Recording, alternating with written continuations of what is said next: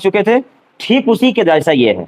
80 रुपए में 64 सेब बेचने से 20% की हानि होती है, तो 40% लाभ कमाने के लिए 35 रुपए में कितने सेब बेचने होंगे? तो हम लोग पहले क्या पढ़े थे कि 1 रुपया में खरीदते थे, 1 रुपया में बेचते थे, 10 रुपया में खरीदते थे, 10 में बेचते थे, 500 में खरीदते थे, 500 में बेचते थे। तो टाइप उसी तरह से आगे बढ़ेगा और वैसे ही पहले हम बनाएंगे। आपको पता है कि वस्तु के मामले में उल्टा रिलेशन होता है। अगर हम ज्यादा बेचेंगे तो हमें हानि होगी और अगर कम बेचेंगे तो हमें लाभ। तो हम पहले बना लेते हैं कि क्या बोल रहा है। उसने कहा 80 रुपए में 64 सेब बेचे हैं तो 20% हानि, मतलब 64 गो सेब बेचे हैं जी, तो हमें 20% की हानि हुई है। 20% हानि का मतलब 80/100 यानी 4/। अब मुझे समझाइए, 64 सेब मैं बेचा हूं और बेचने पर हुआ है मुझे नुकसान। तो हम 64 सेब से ज्यादा खरीद के लाए थे या कम? कम लाए थे, क्योंकि कम लाए होंगे, ज्यादा बिक गया तो नुकसान होगा ही होगा। तो हम कम लाए थे, तो कम वाला फ्रैक्शन को ऊपर रखिएगा, जो चाहिए वो फ्रैक्शन ऊपर, कम चाहिए कम वाला फ्रैक्शन ऊपर, ज्यादा चाहिए ज्यादा वाला ऊपर। अब ये है खरीदारी, और अब इस खरीदारी के बदौलत हम चाहते हैं कि हमको 40% का लाभ हो, 40% का। तो 40% लाभ का मतलब होता है 140/100 यानी 7/5। अब बताइए, ये जितना भी हम खरीद के रखे होंगे, मुझे लाभ चाहिए, तो लाभ के लिए मैं ज्यादा बेचूंगा तब लाभ होगा कि कम बेचूंगा तब? कम बेचेंगे तब लाभ होगा। तो कम वाला फ्रैक्शन को ऊपर कर दीजिए आप। ये आपने बेच दिया 5/7, यहां तक हो गया। अब कटेगा तो काटिए, नहीं कटेगा तो कोई दिक्कत नहीं है, छोड़ दीजिए इतना ही पर। 4 चौका 16, 4 छक 24 और 1 25/7 ये बिक रहा है। समझने के लिए 7 भूल जाइए, समझ लीजिए, सोचिए ऐसा कि 256 को हम बेच रहे हैं। समझने के लिए 256 को कितना में बेच रहे हैं आप बेच रहे हैं 80 रुपए में।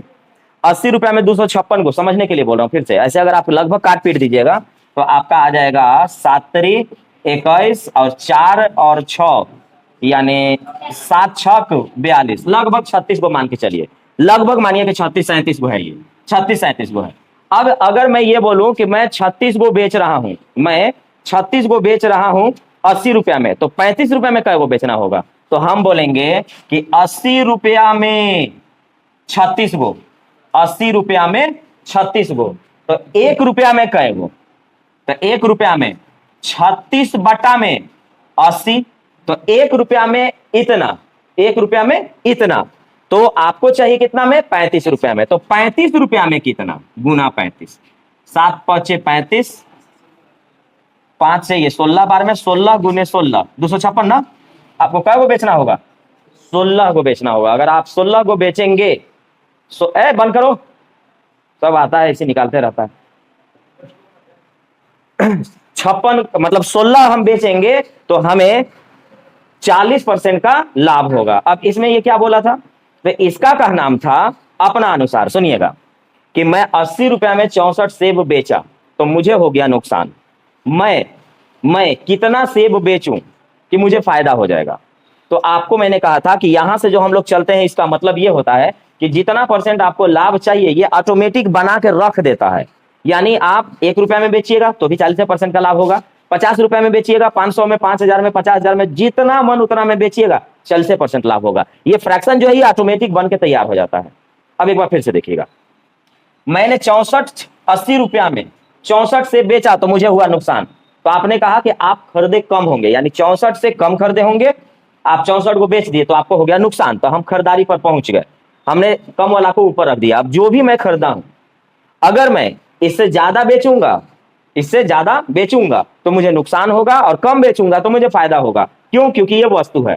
जैसे 1 रुपया में मैं 20 चॉकलेट खरीद के लाया हूं, अगर मैं 22 को किसी को दे दूंगा तो 2 को घर से चला गया, लेकिन मैं अगर 18 को बेचूंगा तो 2 को मुझे फायदा हो जाएगा। इसीलिए वस्तु के मामले में ज्यादा बेचेंगे तो नुकसान होगा और कम बेचेंगे तो फायदा होगा।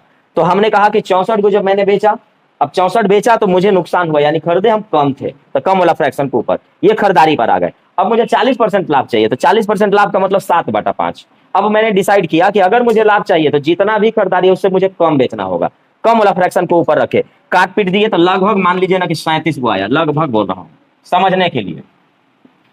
यह सोचना होगा कि अगर आप 80 रुपया में 37 को बेचेंगे तो 40% का आपको लाभ होगा, और यह अब ऐसा फ्रैक्शन बन के अपने आप में तैयार हो गया कि 10 रुपया में बेचिए, 50 रुपया में बेचिए, 5,000 में बेचिए, जय रुपया में बेचिएगा, हर बार आपको अब 40% का लाभ होगा ही होगा। तो अब आप कहेंगे कि आ जाओ ग्राहक, जितना रुपया के चाहिए अब उतना रुपया के ले लो। तो वो बोल रहा है कि 80 रुपया में 37 गो, तो 1 रुपया में तो 37/80, ये ना लिखते। अब 37 की जगह 256/7 है, तो 1 रुपया में इतना, तो 35 रुपया में कितना, 35 रुपया के चाहिए, तो 35 रुपया में कितना, तो गुना 35 कर दिए, काटे तो पता चला 16। अगर मैं 35 रुपया में 16 से बेचूंगा तो मुझे 40% का लाभ होगा।